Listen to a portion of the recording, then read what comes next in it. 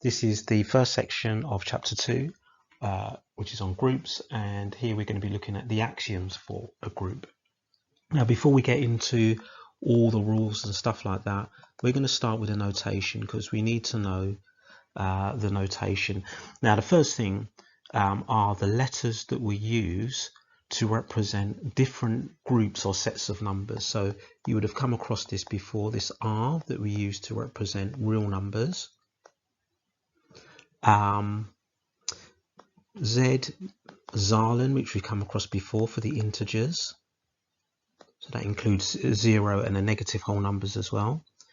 N we would have seen before, like this is for the natural numbers. So natural numbers. You may or may not have seen this before. I, these are for the imaginary numbers. When we group an imaginary and a real number together, we get the complex numbers. Complex numbers. So the I and the C may be new to you. And one other one that may be new to you is like this Q. I'll try and do this Q like this. And the Q here represents the rational numbers. So, you know, you would expect to see these symbols, and actually you may sort of start to realize, well, actually some of these numbers are sort of subsets of other numbers. So for example, the natural numbers is a subset of the integers, because the natural numbers is just the counting numbers from 1, 2, 3, so on.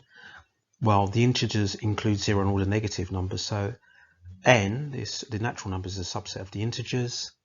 The integers is a subset of rational numbers, those numbers which can be expressed as a fraction, and rational numbers is actually a subset of real numbers. So that includes all the numbers, the whole numbers, the fractions, the decimals, rationals, irrationals.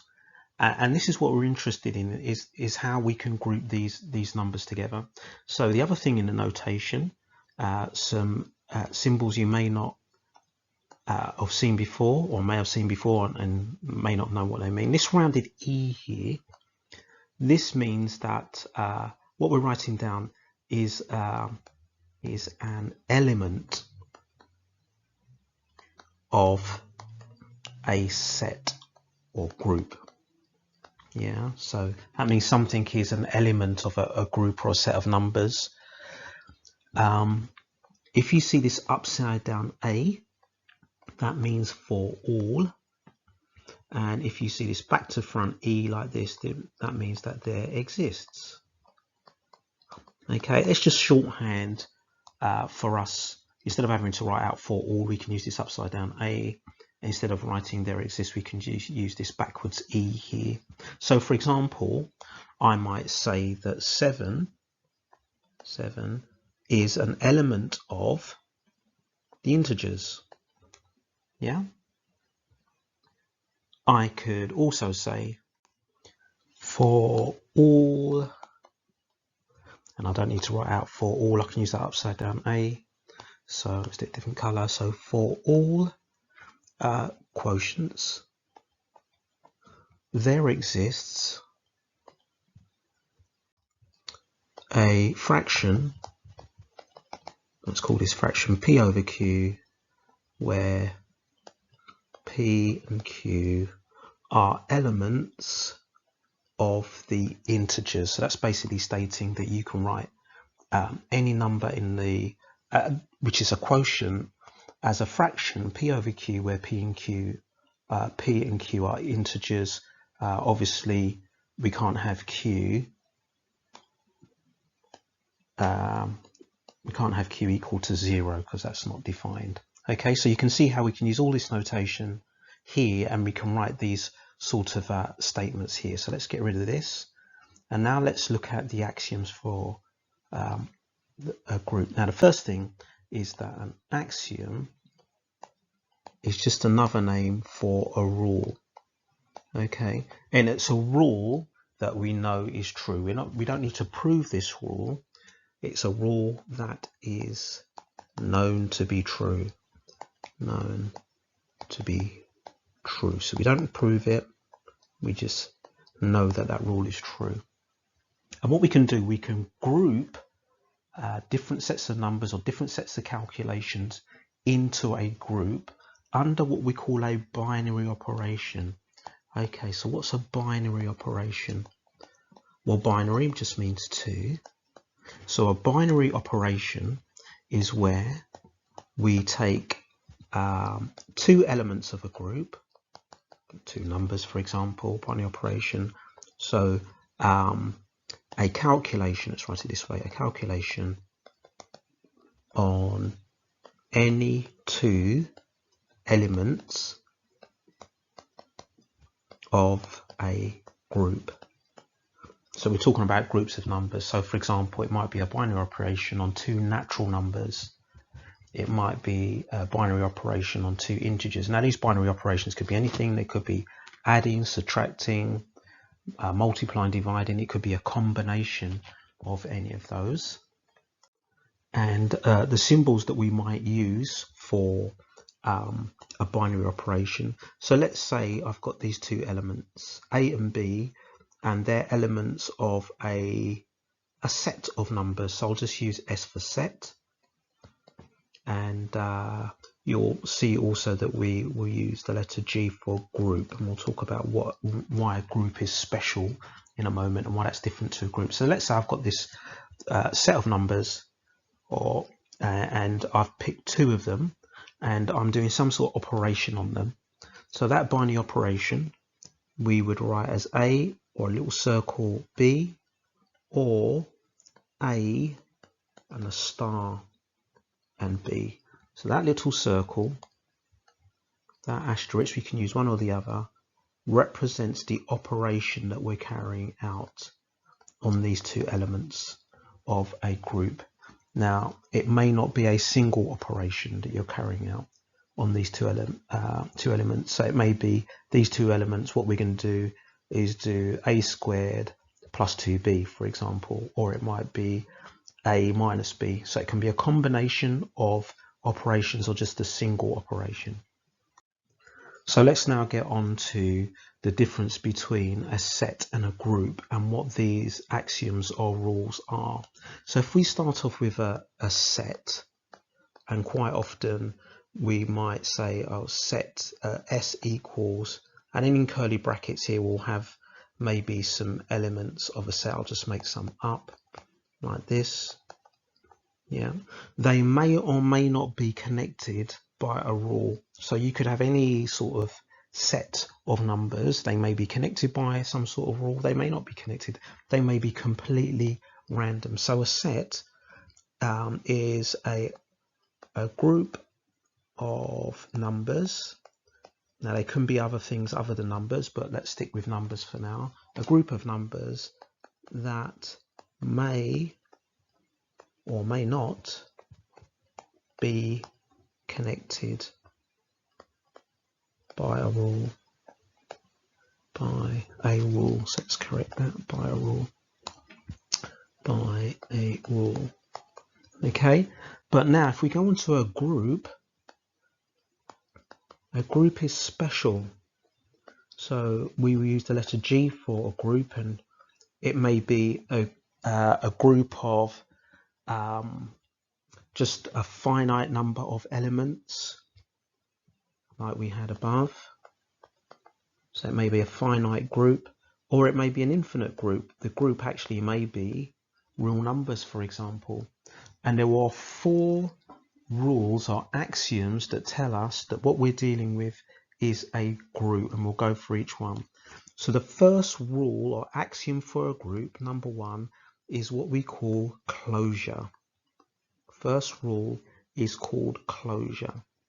Now what this means is if I take any 2 elements from a group, like this here, then if I do any type of binary operation on those 2 elements, any 2 elements, I will always end up with an answer that is still part of the group. So I'll say that again. Closure means that I can take any 2 elements from my group, my infinite or finite group, do any type of binary operation, or a certain type of binary operation, or not any type, but a certain type of binary operation, and I will end up with an element that's still in that group. So for example, if I take any integer and add it to another integer, I'll end up with an integer. So we would say that the group of integers is closed under addition. For example here, real number. If I take any real number and multiply it by any real number, the result will be a real number. So we say that the group of real numbers is closed under multiplication. So closure, we'll just write it down. Basically, this means that for any element, or any elements, the binary, that should be any two elements, the binary operation results in an answer still in the group. So I probably should have said up here that for any elements in the group, let's add that here, for any elements in a group, the binary operation results in an answer that is still in the group. Okay, so I could say, for example, that if I take a natural number and divide it by a natural number, I don't always end up with a natural number. So that would not be closed under addition, the group of natural, sorry, not addition, division. So for example, if I took the natural number 7 and divided it by 3, I don't end up with a natural number. So that we would say is not closed under division. So maybe natural numbers, when we look at division, is not a group because it would fail at the first rule, closure. Right, the second rule that we have is that a group will have an identity. Okay, and what an identity does, it leaves an element unchanged. Okay, so leaves any element in a group unchanged. So for example, if we took the set of real numbers and we looked at an addition, the identity for addition would be 0, because if you add 0 to any real number, it leaves its value unchanged. Same thing with maybe dividing or multiplying by 1. It leaves the value unchanged. So that's the definition of an identity. The third thing that a group must have, and let's clear some space over here, is an inverse. Okay, so an inverse, we'll just do that here, inverse. Now the definition of an inverse is that if we do a binary operation on an element and any element in a group and its inverse, you will get the identity. Okay, so any binary operation on an element in a group and its inverse results in the identity. Results in the identity. So let's say, for example, we were looking at addition with integers. Okay, so we've got integers and we're looking at addition. So I know that the identity element for addition is 0. So identity equals 0. So let's say I had the integer 15.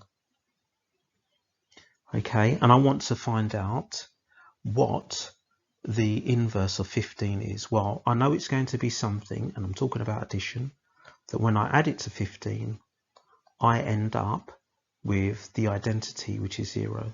So the inverse of 15 with integers under addition would be negative 15. So in a group, every element must have an inverse, and that inverse must be within the same group. So that calculation we just did, what we found was that the inverse was also an integer. So every element must have an inverse, and that inverse must be actually part of that same group of numbers that we're looking at. And the last thing that all the elements in a group must have is something called associativity. Now basically what this means is if I take a set of 3 elements from a group like this, and I've got some sort of binary operation, it basically means that I can either do these two first, do the binary operation on A and B first, and then do that binary operation with C, or I can do the binary operation on B and C first, and then take the result of that and do the binary operation with A. So this is what associativity is. Okay, now I've summarized all of that information on the left hand side here. You can see it's all defined algebraically because these rules apply to any type of element. So here I've defined my group as being like the elements A, B, C, and so on. And the first rule here, closure, says for all elements in the group A and B, so that's any 2 elements in the group, then the binary operation on those 2 elements is still in the group. The second one, identity. Here this says there exists, now E, this letter we use for the identity. So there exists an identity in the group such that for all elements in the group, when I multiply not multiply, but when I do a binary operation with any element and on the group and the identity, it's equal to that identity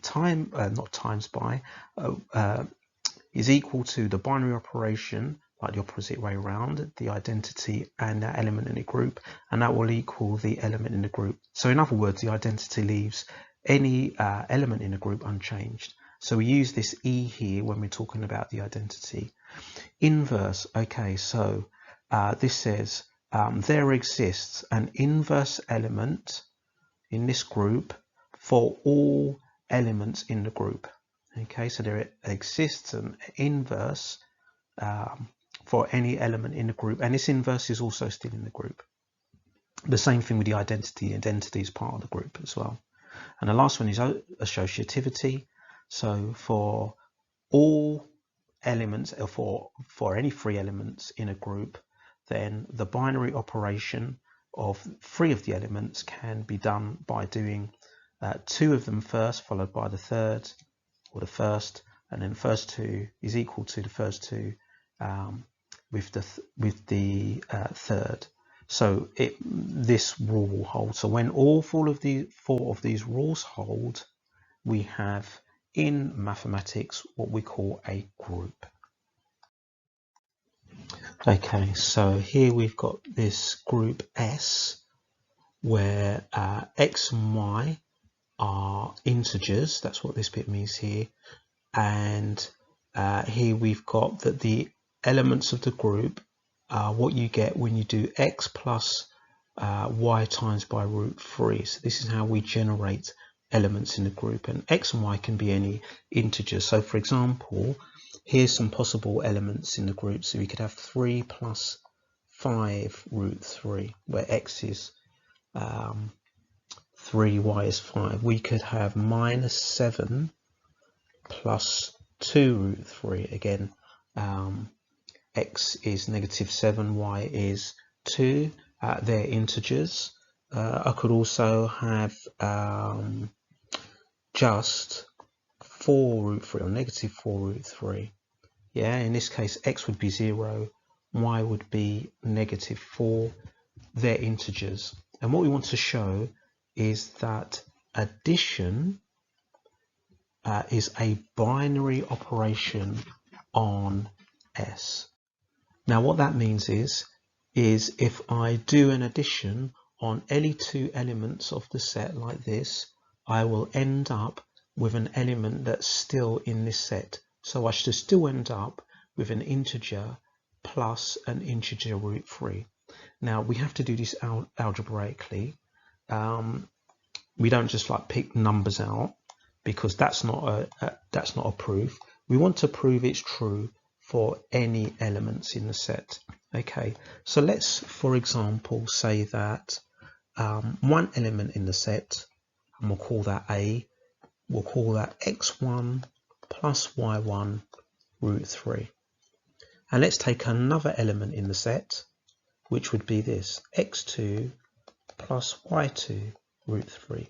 So x1, y1, x2, y2 can be any integer. So I might put at the side where x1, x2, y1 and y2 are elements of the set of integers. We know they're going to be integers. And we're looking at addition. So we're doing this binary operation. So we're doing a binary operation on two elements of this set, okay, which I've called A and B. I could use any letter there. And the binary operation is addition. So let me add together A and B and see what I get. So A, which would be x1 plus y1 root 3,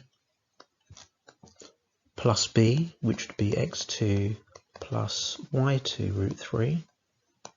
So if I add those together and group the terms, I'll have x1 plus x2 plus y1 plus y2 root 3. Now, if you look at the first bracket, x1 plus x2, well, I'm doing an integer plus an integer.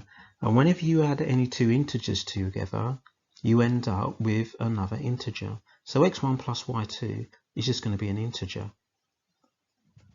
The same with y1 and y2. y1 and y2 are integers. That's how these elements are defined.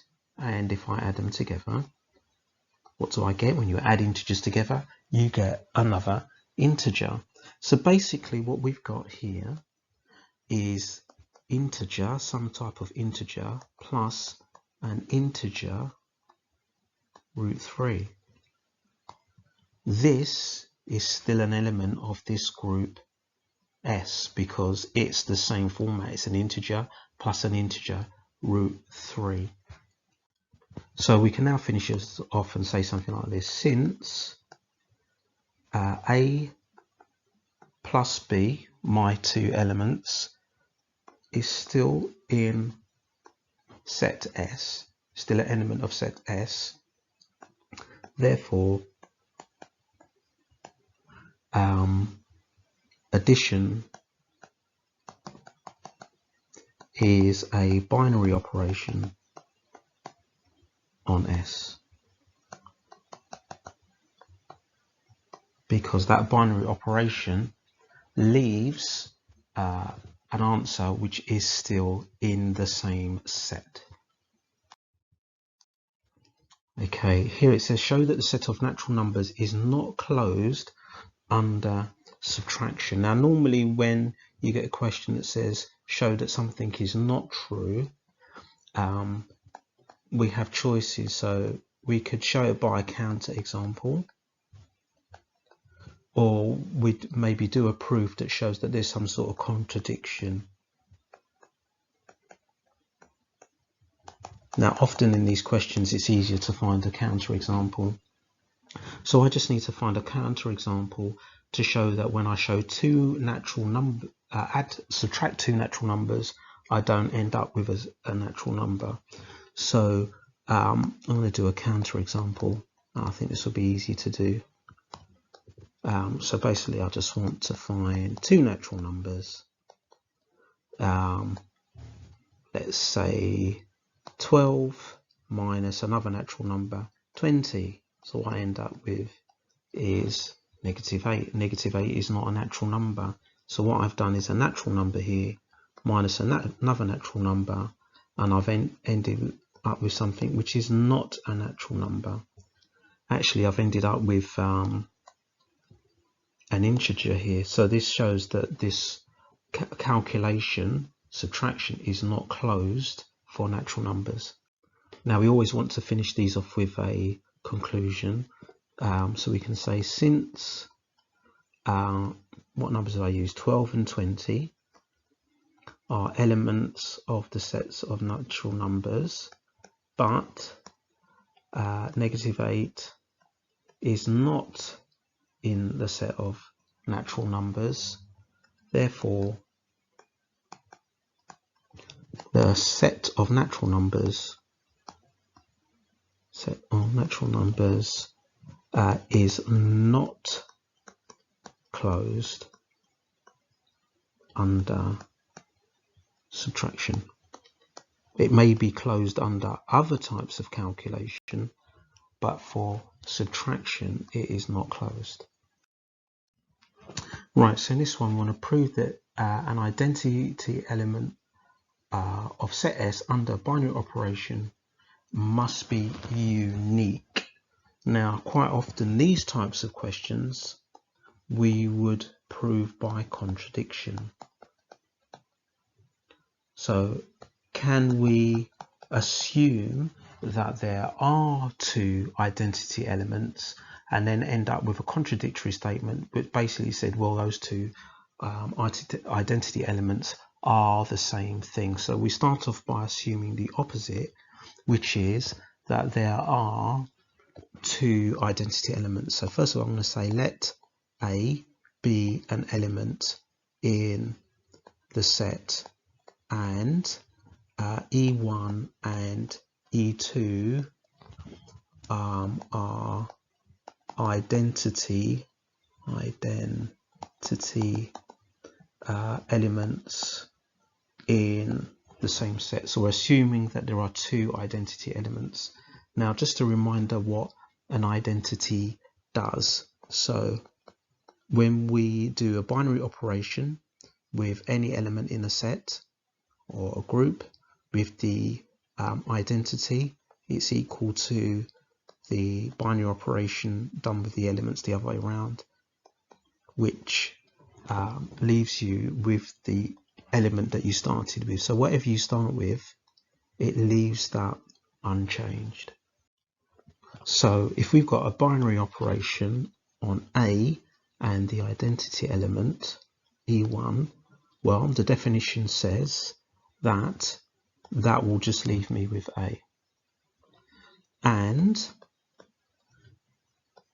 if I do the same binary operation on this other identity element, I should also get A as well. Now, since both of these identity elements here do exactly the same thing, we start with A and we finish with A, therefore we can say that E1 equals E2. Yeah, these identity elements are the same, so we've proved it by contradiction. We assumed there were two identity elements, but in fact the calculations show us that actually these two identity elements are exactly the same value. So therefore E1 equals E2.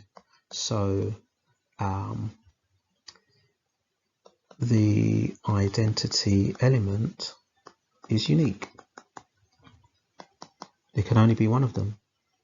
You can't have more than one identity element, because we've just shown that actually whatever the binary operation, you'll end up doing exactly the same thing. Okay, so here we've got the binary operation, and we're using this asterisk to represent this binary operation on a set of real numbers. So we're dealing with real numbers now. Is defined as this: A asterisk B equals A plus B plus A times B. Part A, what do we want to do? We want to find a real number E that satisfies the property that an element done with a binary operation with E, so we're basically finding the identity, is equal to A. So basically what we're doing in part A is we're finding the identity. That's what that little E means, and this confirms that. Right, and this is just algebra really. So this is the binary operation here. Yeah, and it says A star B. Well, we want to find A star E or A asterisk E.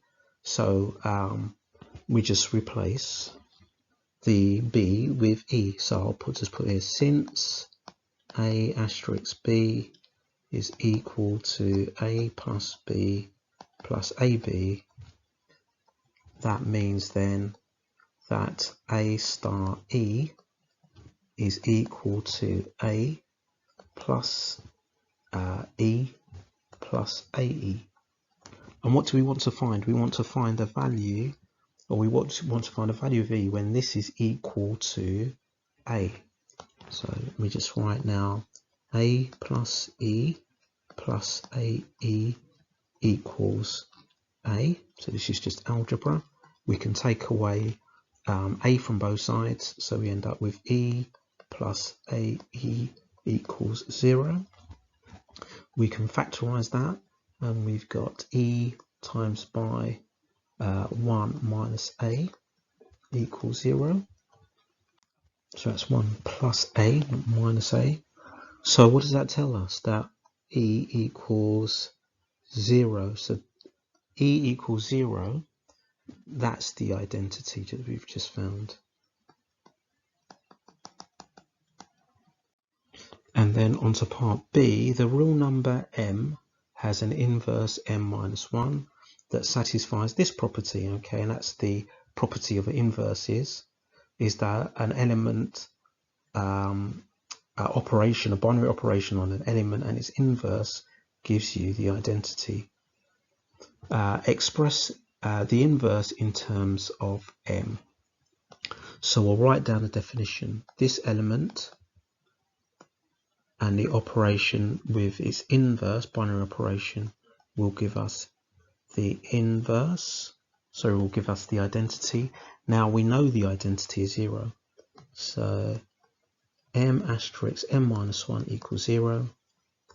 Now we know what the binary operation is here, so we can replace M and M inverse with the A and B here. So we'll have M plus M inverse plus M inverse equals 0. So remember, we're trying to find M inverse, so probably the best thing to do would be to factorize the second two terms so that I get a single M inverse. So that'd be 1 plus M equals 0. I can subtract M from both sides, so I'll get M inverse 1 plus M is equal to negative M. And then finally divide both sides by 1 plus M. So I'll have M inverse equals negative M over 1 plus M.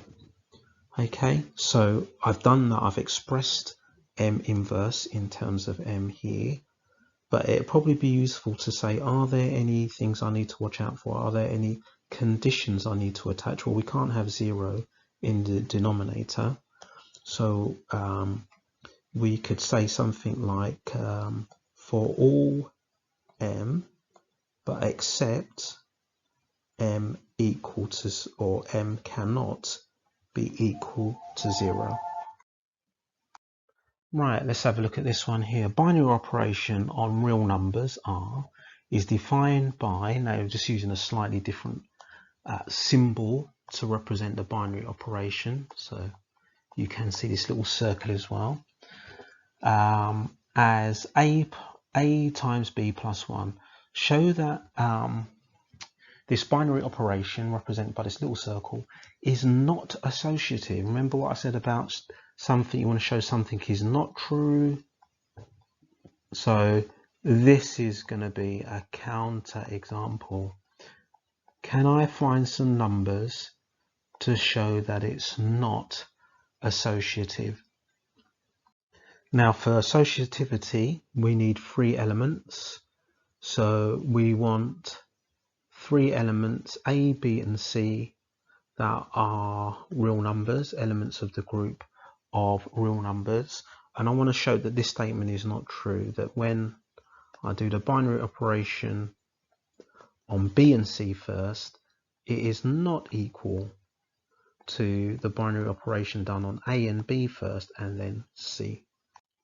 So let's try this on the elements 5, 6, and 7. They don't need to have to be whole numbers, because remember, this is the group of real numbers, so you could pick decimals if you wanted, or fractions, but we want to make it easy for ourselves. So let's consider these 3 elements here, the numbers 5, 6, and 7. So let's first of all work out this part of the calculation. So here A will be 5, B 6, and C will be 7. So if we're going to be doing the binary operation on B and C first, we'll put 5 circle, and the binary operation on B and C will be this calculation here. So it'll be B times C plus 1, yeah, because we're doing on B and C. So B times C plus 1. Right, so let's work out the bit in the brackets, because this is going to be in steps. So this is going to be 5 circle, 6 times 7. Don't think I need a calculator for that. That would be 42 plus 1 is 43, like this. So if I now do that binary calculation, so 5 circle 43, that'll be 5 times 43 plus 1. So 5 times 43 plus 1. I think I will need a calculator for this. And that gives 216. So basically, if I do 5 circle 6 circle 7, I get 216. Right, okay, do we get the same thing if we do it with doing elements A and B first? So you're doing the 5 and 6 first. So this is going to be 5 circle 6, like this, done first, circle 7. So work out the 5 circle 6. So that will be 5 times 6, because that's the binary operation, plus 1. Circle 7.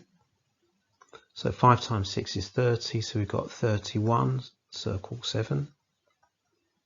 And 31 circle 7 will be 31 times by 7 plus 1. Right, so 31 times by 7 is 217, plus 1 is 218. Right, so can you see we get 2 different answers there, don't we? So it's not associative. So we always need to finish with a conclusion. So since, and this is my counter example, 5 circle 6 circle 7 does not equal 5 circle 6 circle 7, the binary operation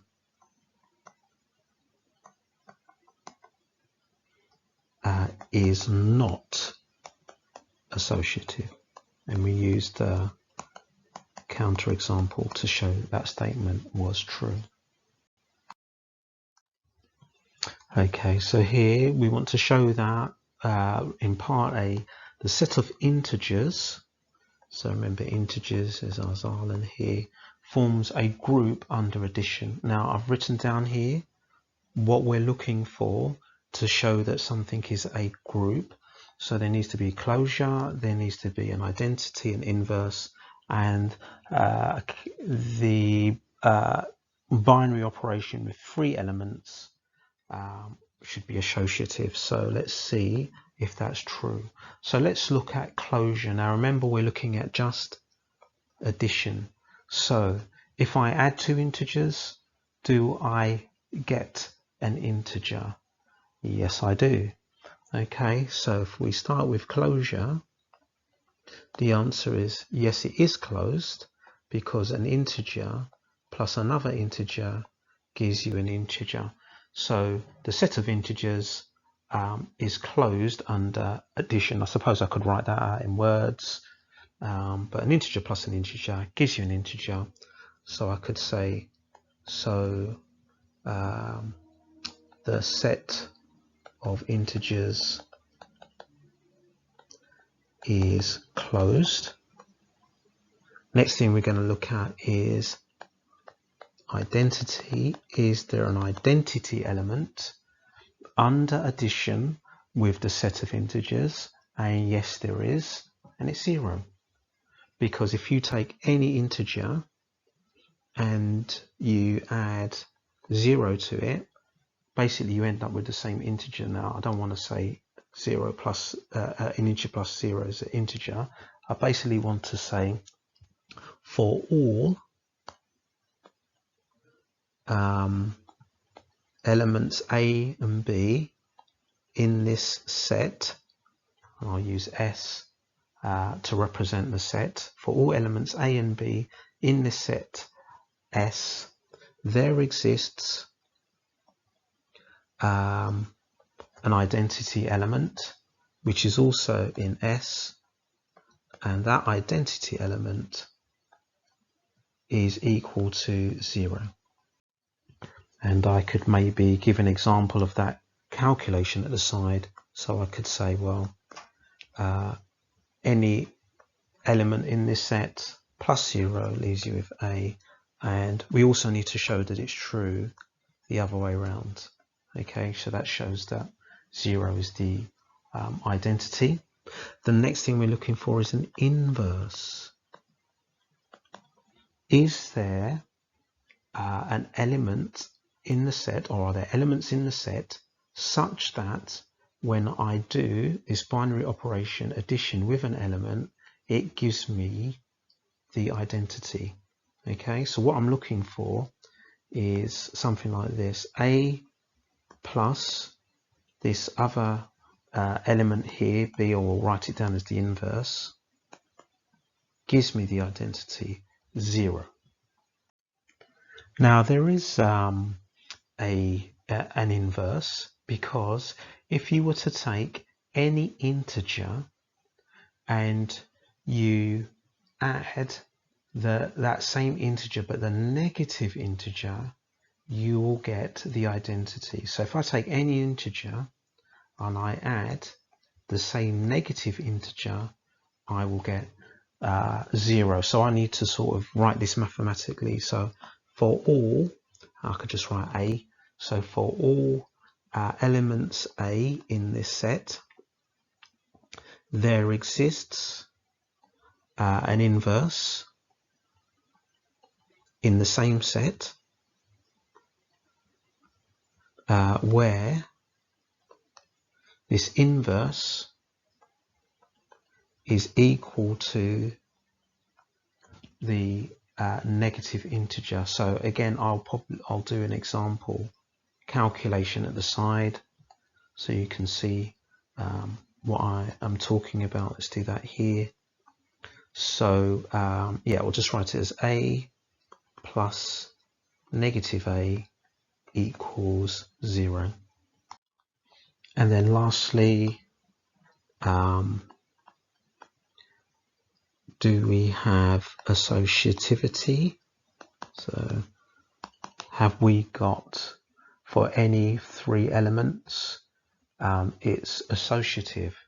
Okay, so for all elements A, B and C in this set, is this true? That if I do this, remember this is addition, A plus B plus C, so if I did A plus B first, is that equal to A plus and then B plus C first? Yes, it is, because you're just doing addition. You can add integers in any order. So it tells me that for any three elements, for any three integers, it's associative. Okay, so so the set of integers is associative. And then we can finish off, therefore,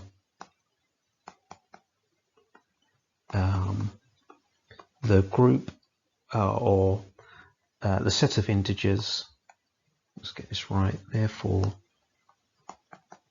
the set of integers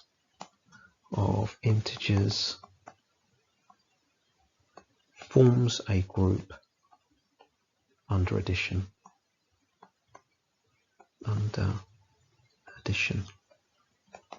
Now for part B, it says we want to show that the set of integers does not form a group under multiplication. So we just need to pick one of these and show that it fails. So can we show that the group is not closed? Can we show that there's no identity? Or can we show there's no inverse or no associativity? If we can just show any one of these things, it doesn't have to be all four, but if any one of these things fails, then it doesn't form a group. So we're looking for a counter example to show that one of these four things fails. Now there are different ways of showing that it fails. So let's go through it and let's see if we can find one. Well, let's start with closure. Well, first of all, the set of integers under multiplication is closed. If you multiply two integers together, you'll get another integer. So we can't use that to show that it's not a group. Identity. Okay, the set of integers does not form a group under multiplication. Well, I can use 1 as the identity. If I multiply a group of integers by 1, you end up with the same integer. So maybe I can't use that. But with an inverse, so if I've said that the identity is 1, the inverse says that I can take any integer, find another integer to multiply by it, and I'll get 1. So if I say, right, the inverse is 1, so can I do 5 times something and get 1, this identity, or what I've decided is the identity? And the answer is no, because this would have to be a fifth, and it's not an integer. So this is just an example. There are other ways of showing that it's not, it doesn't form a group under multiplication. So we can say that, for example, 5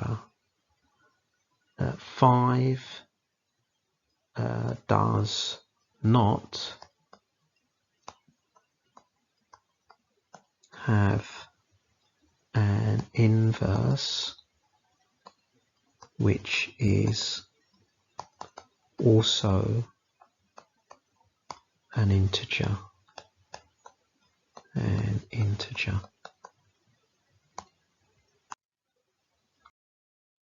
Okay, so in this example here, it says the operation, or the binary operation, is defined by this calculation here, a plus b minus 1, where a and b are real numbers. We'll underline that. So we're dealing with real numbers in this calculation.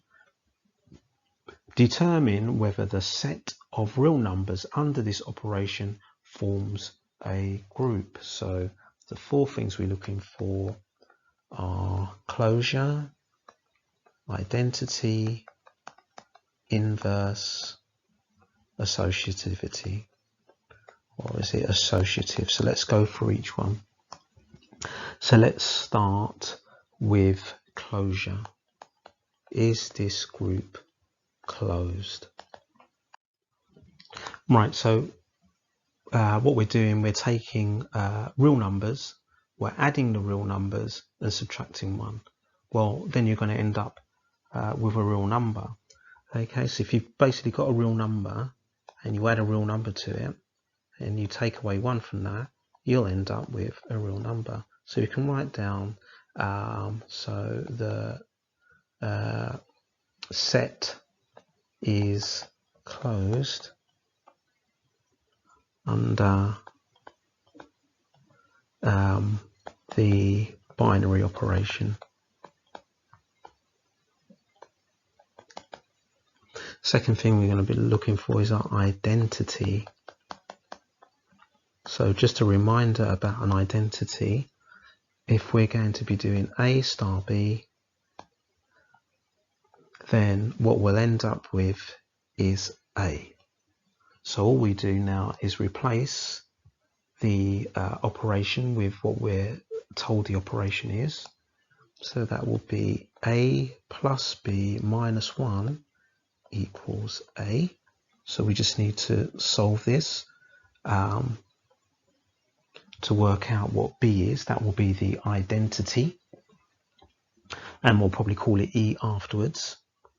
So if we take away A from both sides, we get B minus 1 equals 0, which means that B equals 1.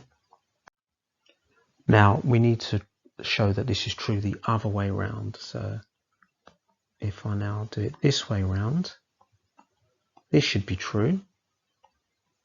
So that would now be B plus A minus 1 equals A. So again, if we take A from both sides, we end up with B minus 1 equals 0. And we end up with the same value for B. Okay, so if we now say that the identity element is 1, we can say that there exists an identity element in this set where this identity element is 1. And don't forget, when we find the identity element, we must show that the identity works both ways. So A star E, if we use E for the identity, or E star A. Next we move on to inverse. Is there an inverse in this set? Now remember, the definition for an inverse is that any element, the binary operation with its inverse will give us the identity element. Now what does that mean in this question? Well, if we do the binary operation with A and its inverse, we'll get the identity element, which is 1. Now all we do now is take A and A inverse and put it into the operation here. So that will give us A plus A inverse minus 1 equals 1, and we just solve this for A inverse. So we will add 1 to both sides. So we'll get A plus A inverse equals 2, and then rearrange it for A inverse. So A inverse is going to be 2 minus A. Now we need to show that this is true the other way around. So A inverse star A should give me the identity E. So it's basically the same as what I did before, but with A and A inverse swapped around, like this. So if I do that operation, that will be A inverse plus A minus 1 equals 1. Then from there, again, if I add 1 to both sides, I'll have A inverse plus A equals 2. And I also get A inverse equals 2 minus A. So let's just highlight that. I've got my inverse here.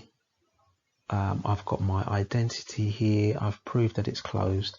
So the last thing that we need to do is to show that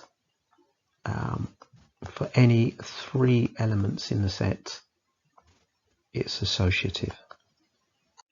Right, so let's start with A star B star C like this, and let's do the B star C first. So it's going to be A star asterisk B star C. So that will be B plus C minus 1. And then that will equal A. So we now like do this operation again.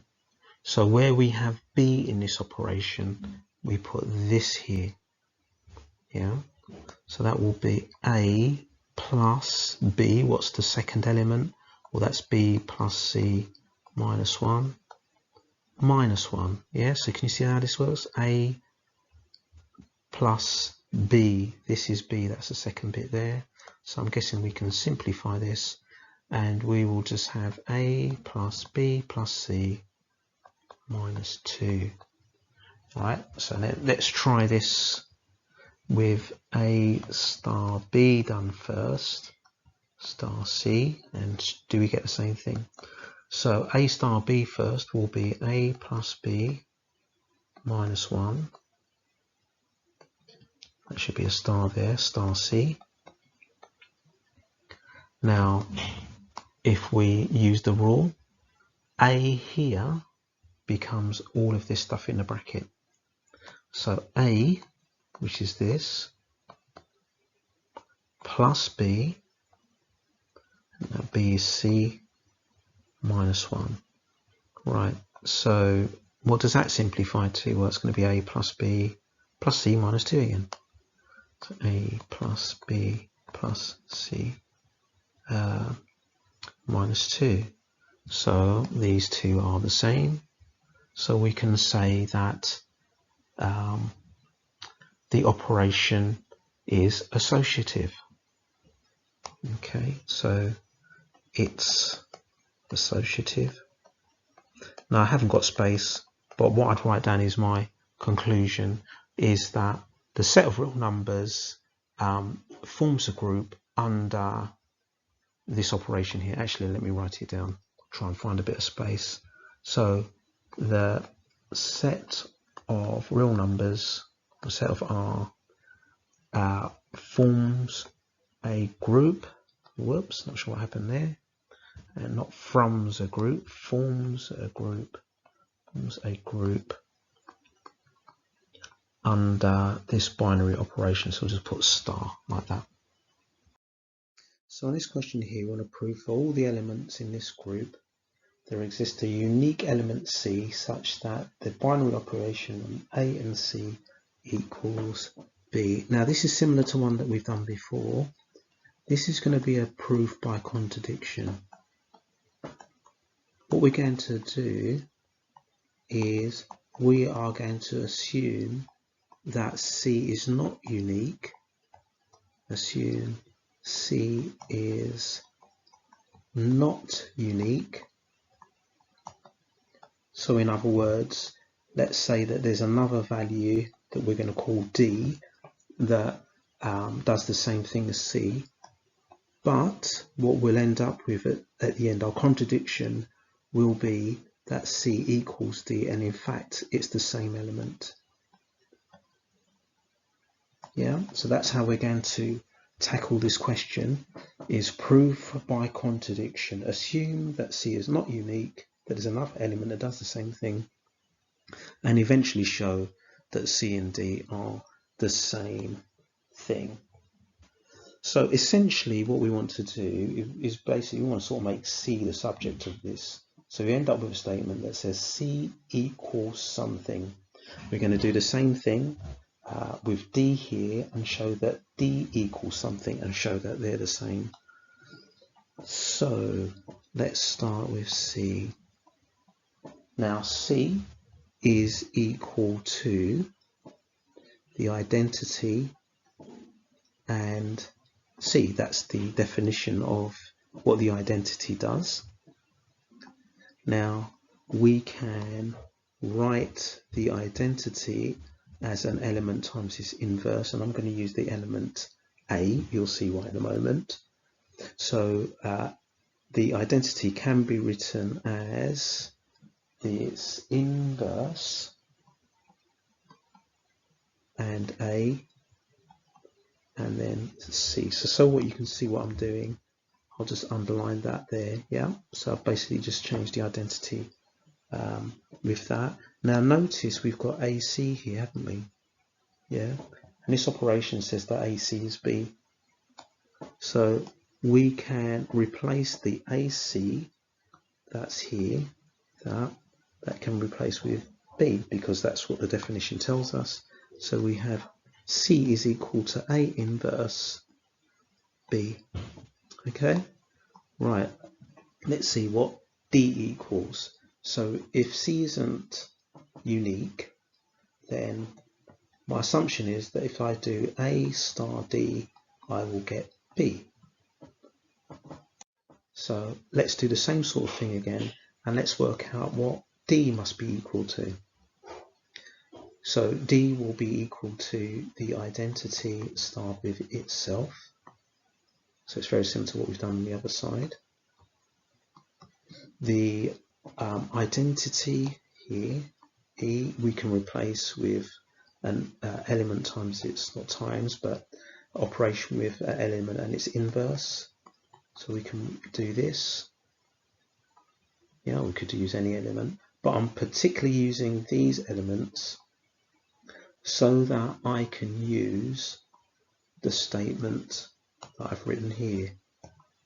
A star D is B, is A star D, so I can replace it with B. So D is A inverse star B. Now what do we have? These two things are the same thing, aren't they? C equals A inverse B.